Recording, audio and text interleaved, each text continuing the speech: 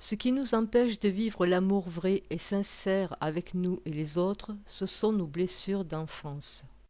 Ces blessures sont au nombre de 5. En les identifiant en nous, nous pourrons alors les comprendre et nous en libérer. Ne nous leurrons pas, nous ne pouvons pas sortir de la roue infernale des souffrances sans comprendre comment nous en libérer. C'est impossible. Les souffrances morales ou émotionnelles nous indiquent qu'il est temps de se réaligner sur l'amour véritable et de comprendre quel comportement est à l'origine de cette souffrance en soi. Dans l'histoire de la quête du Graal, Perceval, voyant son oncle mal, lui dit « Mon oncle, qu'est-ce qui te fait souffrir ?» Il avait bien compris que derrière chaque souffrance se cachait un bien qui ne demandait qu'à être révélé. Ces blessures sont pour la plupart créées dans l'enfance. C'est ce que l'on appelle les blessures d'ego, et ce sont elles qui détermineront nos choix futurs et relationnels. Voici les 5 blessures qu'il convient de comprendre ici afin de s'en libérer. La première blessure est celle de l'injustice, le sentiment de ne pas avoir été compris, aimé et reconnu tel que l'on était. Pour guérir de cette blessure, il faut apprendre à se connaître soi-même en tant qu'être spirituel et à s'aimer soi-même tel que l'on est. Les gens qui n'arrivent pas à passer outre cette souffrance seront souvent dans la rébellion, la colère vis-à-vis des autres et d'eux-mêmes, car ils n'auront pas compris qu'il ne sert à rien d'attendre que les autres les reconnaissent si de par eux-mêmes ils ne savent pas se reconnaître en tant qu'individus uniques et s'ils ne savent pas s'aimer et s'accepter tels qu'ils sont avec leurs qualités et leurs défauts. La deuxième blessure est l'humiliation. Le sentiment de ne pas avoir été accepté tel que l'on était, c'est un sentiment d'intolérance vis-à-vis de soi. La solution est de retrouver l'amour pour soi et la tolérance pour soi, de s'accepter tel que l'on est. Les gens qui souffrent de l'humiliation peuvent se refermer sur eux-mêmes et avoir peur de s'ouvrir au monde pour se montrer et s'affirmer tels qu'ils sont. La troisième blessure est le rejet. Le sentiment de ne pas être accepté tel que l'on est, compris et aimé à sa juste valeur. C'est une blessure d'ego. Pour s'en guérir, il faut s'accueillir en soi tel que l'on est, avec bienveillance et s'ouvrir à l'amour de son cœur. C'est comprendre et accepter que nous ne pouvons pas être aimés de tout le monde. C'est accepter que nous ne sommes pas parfaits et que nous sommes ici pour apprendre. La quatrième blessure est la trahison. Le sentiment de trahison est vécu lorsqu'on a cherché à contrôler une situation qui nous échappait. La peur de perdre le contrôle peut entraîner l'individu vers la soumission, l'abus de pouvoir, l'autorité ou la manipulation afin de satisfaire ses désirs personnels. Pour s'en libérer, il faut s'ouvrir à la confiance de la vie, que quoi qu'il arrive, on ne contrôle rien, et qu'il faut lâcher prise ses peurs de perdre, ses attentes de satisfaction personnelle, de reconnaissance et de dépendance aux autres. C'est aussi comprendre que rien ne nous arrive par hasard, que tout est à sa place pour un bien. Pour guérir de cette blessure, il faut s'ancrer dans son cœur afin de ressentir sa sécurité intérieure et sentir que l'amour est en soi et non à l'extérieur de soi. Retrouver l'autonomie et l'indépendance vis-à-vis des autres et des situations. Mais cela passe par la maîtrise des désirs personnels et par l'individualisation afin de se libérer. Ainsi nous pourrons attirer des relations de confiance, d'authenticité et d'amour vrai. La cinquième blessure est l'abandon. L'abandon est vécu comme un sentiment de solitude. On se sent perdu, on ne sait plus à quoi se raccrocher.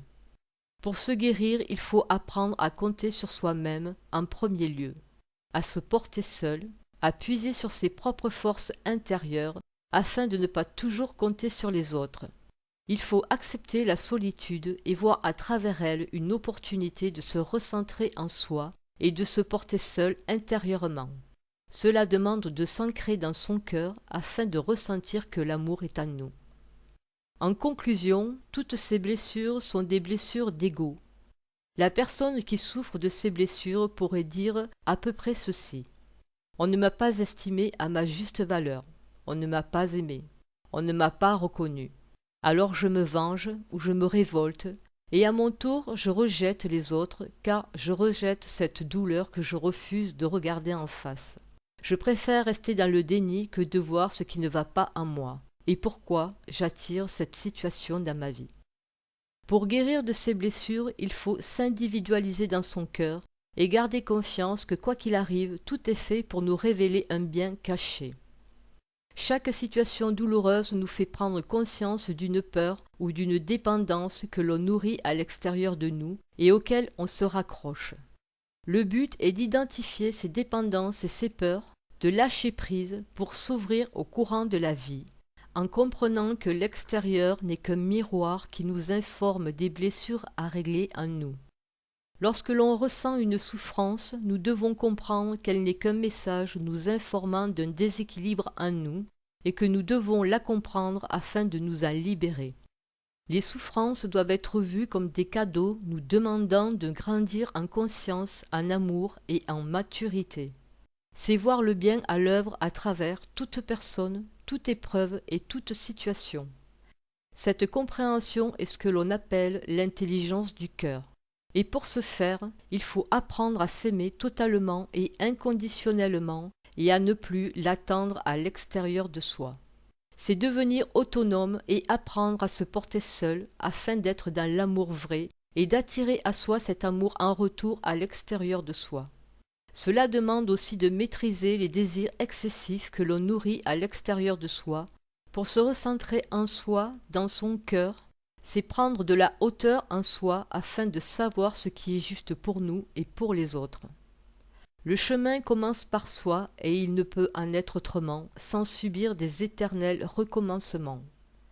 L'homme nouveau doit renaître de ses blessures, les accueillir en lui et les accepter.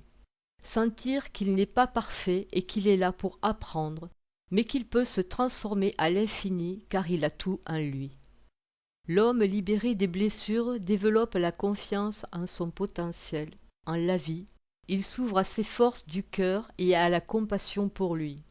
Il trouve le courage de relever les défis que son cœur le pousse à réaliser en se regardant à travers les yeux de l'amour et en se portant seul. Il inspire la confiance car il rayonne à partir de son centre, de son cœur. Il comprend et ressent que son cœur, son âme, a un amour infini pour lui.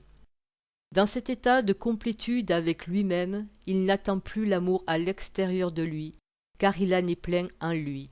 Il ne souffre plus du manque. Il ressent qu'il peut donner cet amour et le recevoir en retour sans crainte.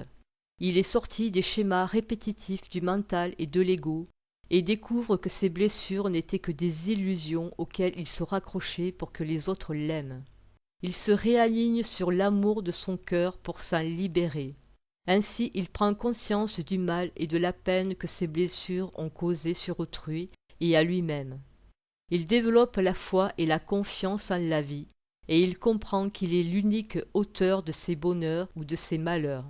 Et comme le phénix qui renaît de ses cendres, il ressent que grâce à cette guérison de l'âme, il vivra désormais un grand amour sur terre, qui sera la récompense de sa volonté à comprendre et à ancrer cet amour en lui.